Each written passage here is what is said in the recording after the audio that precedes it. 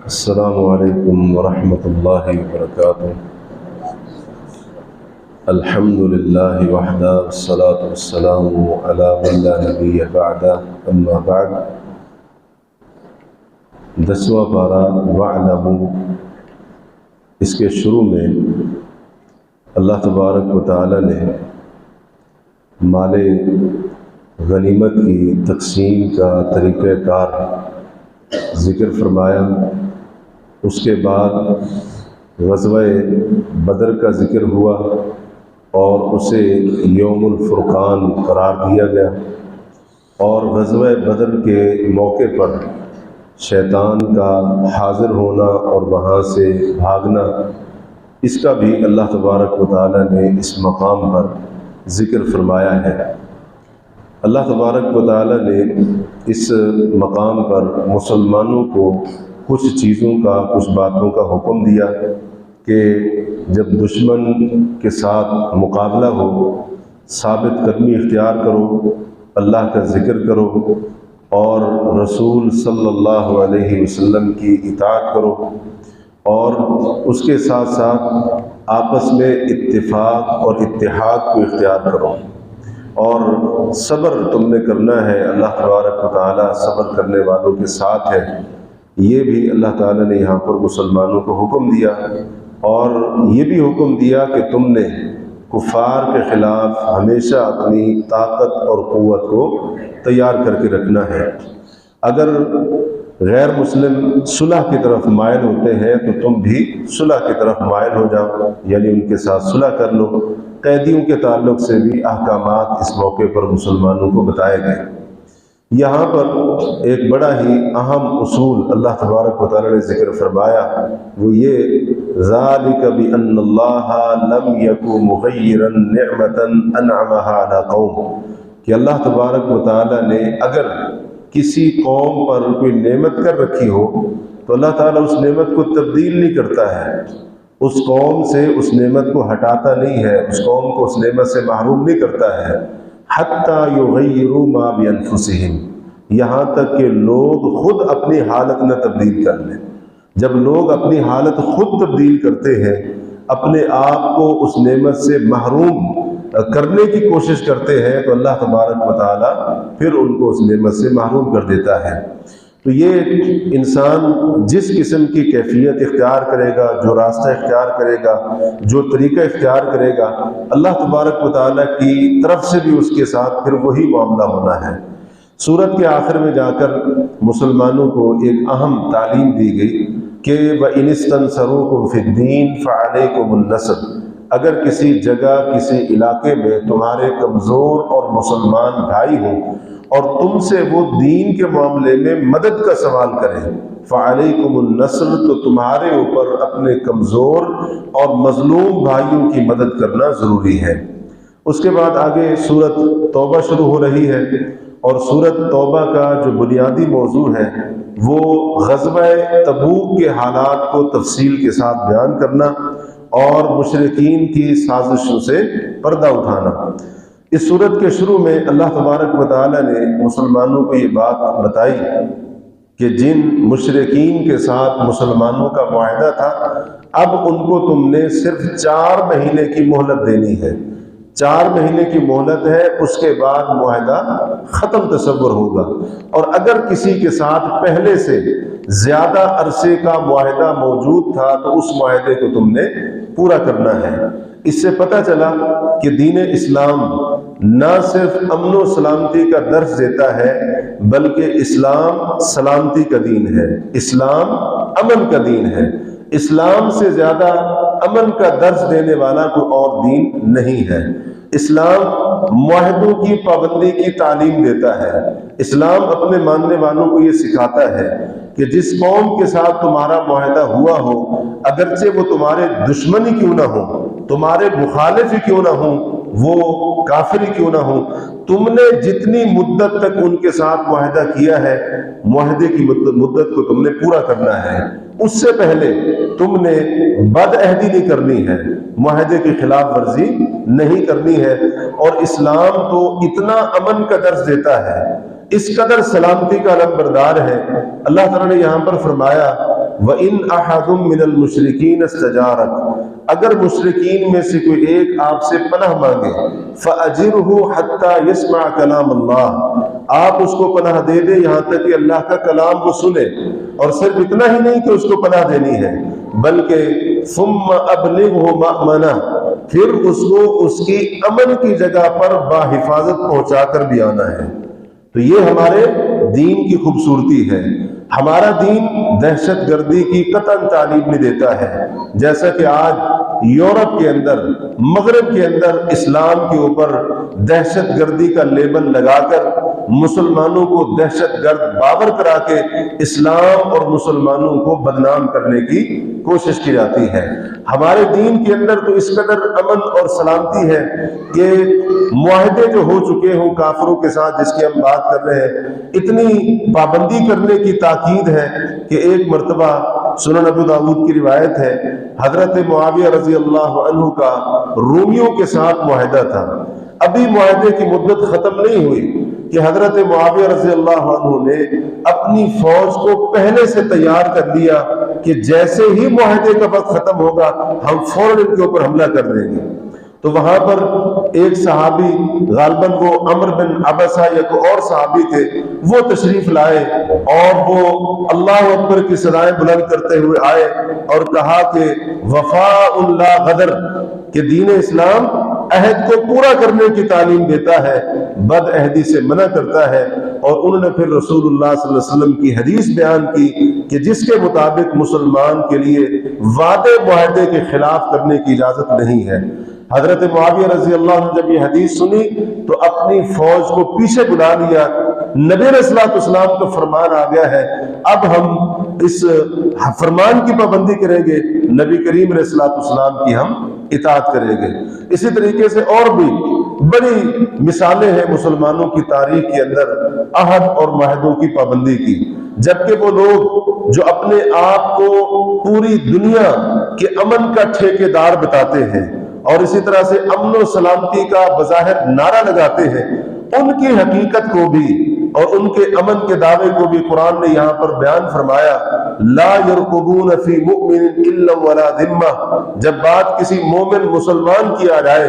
کلمہ پڑھنے والے کا معاملہ ہو، تو یہ ایسے ظالم ہیں، نہ کسی رشتہ داری کا خیال کرتے ہیں اور نہ کسی عہد معاہدے کا خیال اور پاس رکھتے ہیں۔ یہ آج کل جو حقوق انسانی کی تنظیمیں اور اسی طرح سے پتہ نہیں کیا کچھ بنا رکھا ہے، یہ مسلمانوں کے لیے نہیں ہے، یہ دراصل انہوں نے اپنے جو ان کے اپنے افراد ہیں ان کے تحفظ کے لیے اور اسی طرح سے ان کی تائید کے لیے یہ ساری چیزیں بنا رکھی ہیں، ورنہ مسلمانوں کو تو وہ انسان ہی سمجھنے کے لیے تیار نہیں ہے، اور اس کی بڑی مثالیں ہیں۔ تو یہ امن کے دعوے دار، انہوں نے جتنی دہشت گردی پھیلائی ہے، شاید کسی اور نے اس روئے زمین کے اوپر دہشت گردی نہ پھیلائی ہو، لیکن نام کس کا بدنام کیا؟ اسلام کا، قرآن کا۔ جو قرآن مسلمانوں کی کتاب دہشت گردی سکھاتی ہے، اس لیے مسلمان شدت پسند ہوتے ہیں، چند ناعاقبت اندیش مسلمانوں کی غلط فہمی کی وجہ سے، ان کے غلط جذبات کی وجہ سے اسلام کو ہی بدنام کرنے کی سازش اور کوشش کرنا، یہ یقیناً ان کی ناکامی کا منہ بولتا ثبوت ہے۔ یہاں پر اللہ تبارک و تعالیٰ نے کفار کا ذکر کرتے ہوئے ایک بات خاص طور پر ذکر فرمائی کہ جو ائمۃ الکفر ہے، کافروں کے پیشوا اور لیڈر ہیں، ان کے امام اور رہبر ہیں، ان کی ایک بری عادت یہ ہوتی ہے وَطَعَنُوا فِي دِينِكُمْ، کہ تمہارے دین کے اوپر طعن و تشنیع کرتے ہیں، تنقید کرتے ہیں، اعتراض کرتے ہیں۔ اس سے ایک مسئلہ واضح ہوا کہ کسی کلمہ پڑھنے والے کے لیے قطعاً یہ جائز نہیں ہے کہ وہ دین کے اوپر تنقید کرے اور دین کے اوپر طعن و تشنیع کرے، دین کے اوپر اعتراض کرے۔ ایک مسلمان کے لیے اس کی بالکل بھی اجازت نہیں ہے۔ آج ہمیں یہ باور کرایا جاتا ہے، میڈیا کے ذریعے ہمیں یہ بتایا جاتا ہے، مغرب کے اندر، یورپ کے اندر، یورپی ممالک کے اندر اظہار رائے کی بڑی آزادی ہے، اور اسی طرح سے وہاں پر جو بندہ جو چاہے کہہ سکتا ہے۔ یہ سارے کا سارا جھوٹ ہے، یہ آزادی وہاں پر نہیں ہے۔ کسی کو جرأت نہیں ہے کہ وہاں پر میڈیا کے اوپر بیٹھ کر اپنے دین کے بارے میں، کسی اور کے دین کے بارے میں، عیسائیت کے بارے میں، یہودیت کے بارے میں، اور اسی طرح سے عیسائیوں کے پیغمبر سیدنا عیسی علیہ السلام کے بارے میں، یہودیوں کے پیغمبر حضرت موسیٰ کے بارے میں، عیسائیوں کی کتاب انجیل بائبل کے بارے میں، یہودیوں کی کتاب تورات کے بارے میں کوئی تنقید والے جملے بولے، وہاں پر قطعاً اس کی اجازت نہیں ہے، اور نہ ہی وہاں پر یہ اجازت ہے کہ وہ کسی پیغمبر کی توہین کی اجازت دیتے ہیں۔ یہ ساری کی ساری جب گستاخیاں ہوتی ہے رسول اللہ صلی اللہ علیہ وسلم کی ہرزہ سرائی کی جاتی ہے، تو ہمارا جو میڈیا ہے اور اس کے اوپر آنے والے لوگ وہ یہ باور کراتے ہوئے نظر آتے ہیں جی وہاں پر یہ اظہار رائے کی آزادی ہے، اس لیے وہ یہ سارے کے سارے کام کرتے ہیں۔ اظہار رائے کی آزادی صرف اسلام کے بارے میں یاد آتی ہے، صرف مسلمانوں کے نبی کے بارے میں یاد آتی ہے، صرف مسلمانوں کی کتاب قرآن مجید کے بارے میں یاد آتی ہے۔ باقی ادیان، باقی مذاہب، ان کی جو مقدس شخصیات ہیں، ان کی جو مقدس کتابیں ہیں، ان کے بارے میں اظہار رائے کی آزادی آخر کیوں یہ یاد نہیں آتی ہے؟ اس سے پتہ چلا کہ یہ صرف کیا ہے؟ یہ صرف اور صرف دین اسلام کو ہدف تنقید بنانے کا ایک بہانہ ہے، اور کئی مسلمان یہ اظہار رائے کی آزادی کے ڈھنڈورے سے اور اس جھوٹے نعرے سے، پرفریب نعرے سے متاثر ہو کر کئی نام نہاد کلمہ پڑھنے والے وہ خود اپنے دین کے اوپر تنقید کرنا شروع کر دیتے ہیں، قرآن کے اوپر اعتراض کرنا شروع کر دیتے ہیں، دین کے اوپر زبان درازی شروع کر دیتے ہیں۔ جی میری رائے ہے، میری سوچ ہے، میں اس کا اظہار کر رہا ہوں، میں تو بات کر رہا ہوں اس کے بارے میں۔ تو یہ ایک فتنہ ہے جس فتنے کے اندر ہمیں مبتلا کیا گیا ہے۔ ایک مسلمان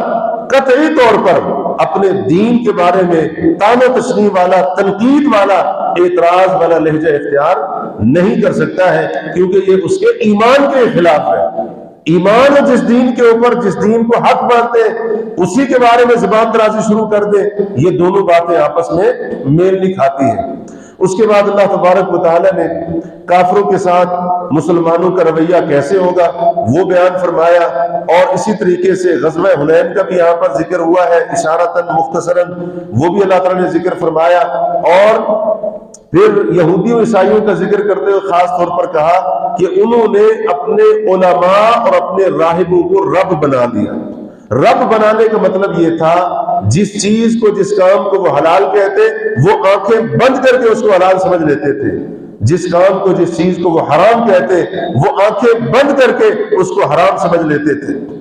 جس کو ہم کہتے ہیں اندھی تقلید کرنا۔ تو ہمارے دین کے اندر کسی کی اندھی تقلید کرنے کی اجازت نہیں ہے کہ جو بندہ بھی کھڑا ہو اٹھ کر جو کہنا شروع کر دے ہم اس کے پیچھے بھاگنا چلنا شروع کر دیں۔ ہمارے دین کے اندر اس کی اجازت نہیں ہے، بلکہ ہمارا دین یہ سکھاتا ہے اگر تمہیں دین کے بارے میں کوئی بات بتاتا ہے تو تم اس کے پیچھے چلنے کی بجائے اس سے پہلے کہ تم اس کی بات کو تسلیم کر لو، اس کو مان لو، اس سے دلیل کا مطالبہ کرو کہ ہمیں تم ثبوت پیش کرو قرآن میں سے، حدیث میں سے، آیا یہ بات دین کے اندر ثابت بھی ہے یا ثابت نہیں ہے۔ اس کے بعد اللہ تعالیٰ نے ایمان والوں کو خطاب فرمایا کہ اے ایمان والوں، بہت سارے علماء، بہت سارے درویش، بہت سارے راہب یہ لوگوں کا مال باطل طریقے سے کھاتے ہیں اور لوگوں کو اللہ کے راستے سے روکتے ہیں۔ اس سے پتہ چلا کہ جو عالم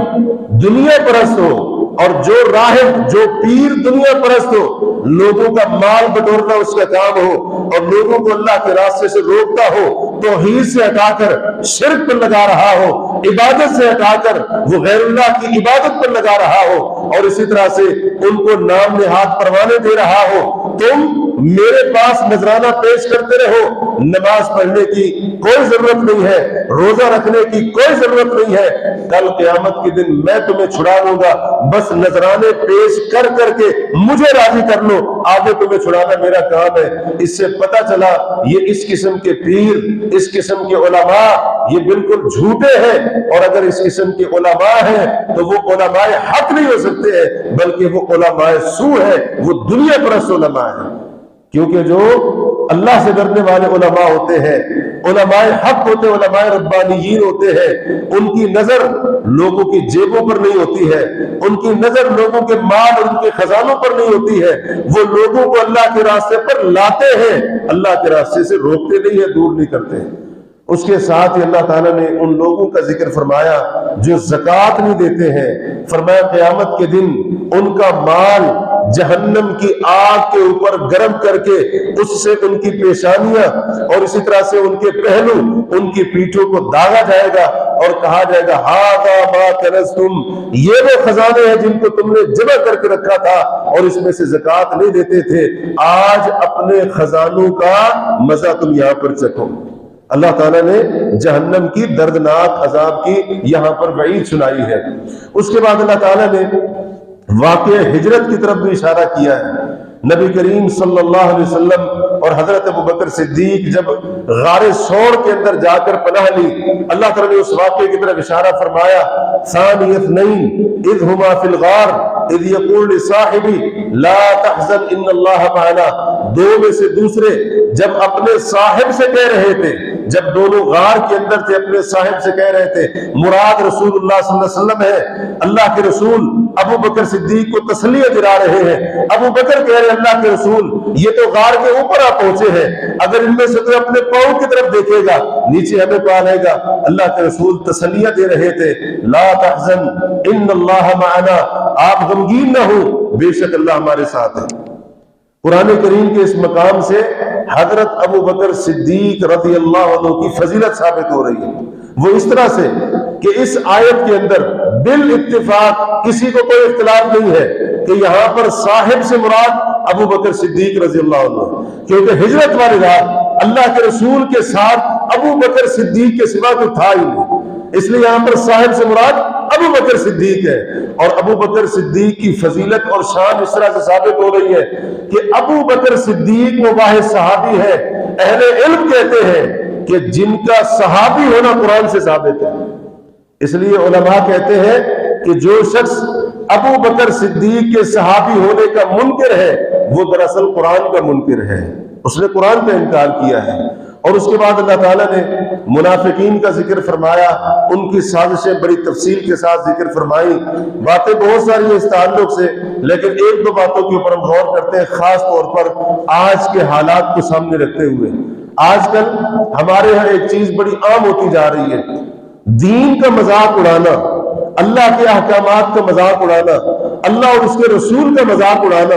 اور اسی طرح سے جو دین کے اوپر عمل کرنے والے لوگ ہیں، دین سے محبت کرنے والے لوگ اور دیندار جو لوگ ہیں، جو دین کو اپنی جان سے بھی زیادہ قیمتی سمجھتے ہیں اور دین کے احکامات کو کسی صورت میں چھوڑنے پر تیار نہیں ہوتے ہیں، آج ہمارے معاشرے کے اندر یہ ایک بری رسم چل پڑی ہے، بعض لوگوں نے یہ بری روش اختیار کر لی ہے کہ ایسے لوگوں کا مذاق اڑایا جاتا ہے، اللہ کے احکامات، دین اسلام کے احکامات، قرآن مجید کے احکامات، ان کا مذاق اڑایا جاتا ہے، کبھی نماز کا تو کبھی روزے کا، کبھی داڑھی کا، کبھی پردے کا، مختلف اسلامی شرعی تعلیمات، ان کا مذاق اڑایا جاتا ہے۔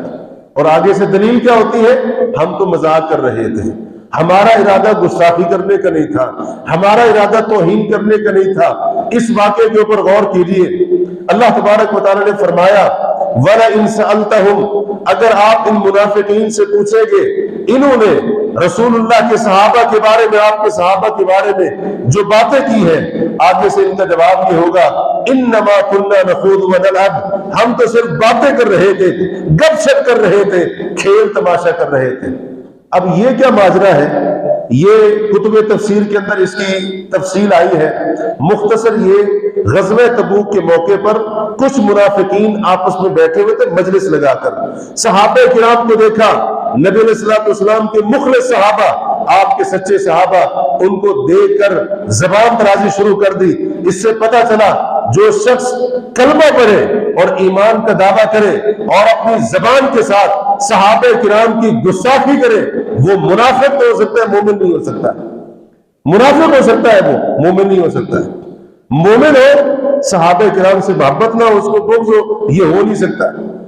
تو وہ زبان درازی کرنے لگے، کیا کہا کہا جی ہمارے قاری صاحبان کے دیکھو بڑے بڑے ان کے پیٹ ہیں، ان سے بڑا بزدل کوئی نہیں ہے، یہ جا کر اب تبوک کے اندر جنگ لڑیں گے رومیوں کے ساتھ۔ یہ بات کی نبی علیہ الصلوۃ والسلام تک یہ خبر پہنچی، اللہ کے رسول علیہ الصلوۃ والسلام کے پاس ان کا جو بڑا سرغنہ تھا وہ آیا، عذر پیش کرنے لگا، معذرتیں پیش کرنے لگا، جھوٹی معافی مانگنے لگا اور کہنے لگا اللہ کے نبی ہم تو مذاق کر رہے تھے، ہم تو گپ شپ کر رہے تھے، ہمارا ارادہ ایسا نہیں تھا، بس ہنسی کھیل کے اندر، ہنسی مذاق کے اندر یہ باتیں ہمارے منہ سے نکل گئی۔ جیسا کہ آج کئی شاطر قسم کے لوگ اسلام کے اوپر تنقید کرتے ہیں، اسلامی احکامات کا مذاق اڑاتے ہیں، جب ان سے آگے سے بات کی جائے سخت رد عمل سامنے آئے اسی قسم کے وہ لولے لنگڑے بہانے پیش کرتے ہیں، جھوٹے عذر پیش کرتے ہیں۔ تو اللہ تعالیٰ نے فرمایا آپ ان سے کہہ دیجئے قل اباللہ وآیاتہ ورسولہ کنتم تستہزئون، کیا تم اللہ کے ساتھ، اللہ کی آیتوں کے ساتھ اور اللہ کے رسول کے ساتھ تم مذاق کرتے ہو؟ اللہ کا مذاق اڑاتے ہو، اللہ کی آیتوں کا مذاق اڑاتے ہو، رسول کا مذاق اڑاتے ہو۔ لا تعتذروا قد کفرتم بعد ایمانکم، بہانے نہ بناؤ، تم ایمان لانے کے بعد کافر ہو چکے ہو۔ تو یہ اتنا خطرناک معاملہ ہے، اتنا خطرناک معاملہ ہے، لیکن آج بہت سارے کلمہ پڑھنے والے کوئی کھڑا ہو کر دین کا مذاق اڑا رہا ہے، کوئی شرعی تعلیمات کا مذاق اڑا رہا ہے، کوئی نماز کی تحقیر کر رہا ہے اور کوئی جو ہے نا کسی دین کے مسئلے کی جو ہے نا اس کا تمسخر اڑا رہا ہے۔ یہ مسئلہ انتہائی خطرناک ہے، اتنا خطرناک ہے کہ دین کا مذاق اڑانا، اللہ کی آیات اور رب کے احکامات کا مذاق اڑانا بندے کو ایمان سے محروم کر دیتا ہے، بندہ پھر مومن نہیں رہتا ہے۔ تو اس لیے اس معاملے میں انتہائی احتیاط کرنے کی ضرورت ہے۔ ضروری نہیں کہ ہم گپ شپ کا موضوع اسلام کو بنا لیں، دینی احکامات کو بنا لیں اور ہم دینی احکامات کو اپنی ہنسی کھیل کا موضوع بنا کر ہم کہہ لیں مذاق کر رہے تھے، ہم تو ہنسی کھیل کر رہے تھے۔ یہ ہمیں اجازت نہیں ہے۔ دین کوئی ایسی معمولی اور حقیر چیز نہیں ہے، یہ کوئی اتنا یہ معمولی معاملہ نہیں ہے کہ کوئی بھی بندہ اس کو اپنا موضوع بحث بنا کر، اپنی گفتگو کا موضوع بنا کر اس کے احکامات کا مذاق اڑانا شروع کر دے۔ یہ ایمان کا مسئلہ ہے، ایمان بندے کا خطرے میں آ جاتا ہے جب کوئی انسان دین کا مذاق اڑاتا ہے۔ اس کے بعد اللہ تعالیٰ نے آخر میں دو قسم کے لوگوں کا ذکر کیا ہے غزوہ تبوک سے جو پیچھے رہ گئے۔ ایک وہ تھے منافقین، غزوہ تبوک سے بہانے بنا کر پیچھے رہ گئے، مدینے میں رک گئے۔ ان کی حالت کیا تھی؟ اللہ نے فرمایا فرح المخلفون بمقعدہم خلاف رسول اللہ، اللہ کے رسول کے پیچھے مدینے میں بیٹھنے پر، مدینے میں پیچھے رہ جانے کے اوپر جو پیچھے رہنے والے منافقین تھے وہ خوشیاں منا رہے تھے کہ شکر ہے ہمیں غزوہ تبوک میں نہیں جانا پڑا۔ دوسرا گروہ کن کا ہے؟ نبی کریم صلی اللہ علیہ وسلم کے مخلص صحابہ، جو اللہ کے ساتھ مخلص، رسول کے ساتھ مخلص، ایمان کے ساتھ مخلص، قرآن کے ساتھ مخلص، دین کے ساتھ مخلص، غلبہ اسلام کے لیے مخلص۔ ان کی حالت اور کیفیت کیا تھی؟ اصحاب صفہ کے کچھ صحابہ حضرت ایاد بن حمار وغیرہ رضی اللہ عنہم نبی علیہ الصلوۃ والسلام کے پاس آئے، اللہ کے رسول ہمیں سواری عنایت فرمائے۔ آپ نے معذرت کر لی، کہا سواری نہیں ہے۔ جب نبی علیہ الصلوۃ والسلام کی محفل سے رخصت ہوئے، اتنا ان کو افسوس تھا غزوہ تبوک کے اندر شامل نہ ہو سکنے کا۔ قرآن کہتا ہے تولوا واعینہم تفیض من الدمع، جب نبی کی مجلس سے واپس پلٹے ان کی آنکھوں سے آنسو بہہ رہے تھے۔ ان کو افسوس تھا ہمارے پاس سواریاں نہیں ہیں، کاش ہمارے پاس سواریاں ہوتی، ہم بھی نبی علیہ الصلوۃ والسلام کے ساتھ اس غزوے کے اندر، اس مہم کے اندر شریک ہوتے، ہم بھی اللہ تعالیٰ سے اجر لیتے۔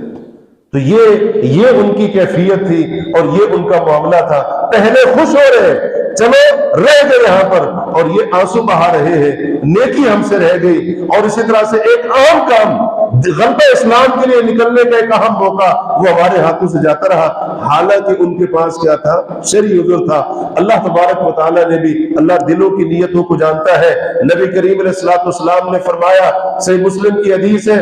غزوہ تبوک سے واپسی کے اوپر حضرت جابر فرماتے ہیں اللہ کے رسول نے فرمایا تم جس وادی سے گزرے، جتنا تم نے سفر کیا ہے،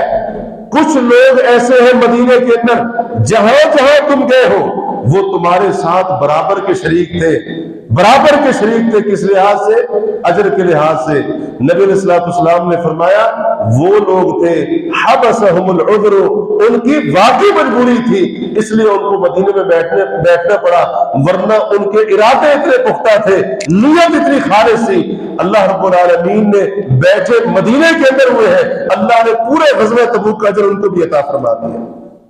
تو یہ ہے اللہ اور اس کے رسول کے ساتھ مخلص ہونے کا انعام۔ اس سے ہمیں یہ سبق مل رہا ہے جب بھی اللہ کا کوئی حکم آئے ہم دلی رضا کے ساتھ، جوش اور جذبے کے ساتھ، اللہ کی محبت سے اپنے دل کو بھرپور کرتے ہوئے، سینے کو بھرتے ہوئے ہم اس حکم کی طرف آگے بڑھیں، اس کے اندر سبقت کریں۔ اللہ تبارک و تعالیٰ نے اس کے اوپر